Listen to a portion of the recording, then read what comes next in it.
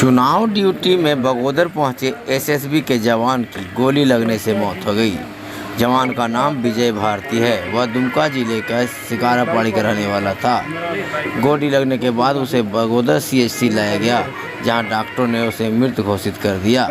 इस घटना के बाद मामले की पुलिस जांच में जुट गई है। बगोदर सीएचसी पहुंचे एसडीपीओ नौशाद आलम ने कहा कि घटना के कारणों की पड़ताल की जा रही है। उन्होंने कहा गोली कैसे चली, जवान को कैसे गोली लगी, इन तमाम बिंदुओं पर पुलिस जांच कर रही है। जल्द ही सभी मामले सामने आ जाएंगे।